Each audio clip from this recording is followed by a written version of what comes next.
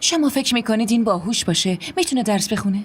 درس خوندن اونجا اصلا راحت نیست آبجی. مگه تو به هوش این فسخلی شک داری؟ یه ذره مراقب باش، نکنه بره شکایت تو رو پیشش بکنه و برات درد سر بشه. به چی نگاه میکنی؟ یالا درس تو بخون ببینم. اینو ببین، همه پاراگراف حفظ کن، بعداً ازت میپرسم ها. باشه؟ همشو درست نوشتی؟ آره همشو نوشتم. بده ببینم.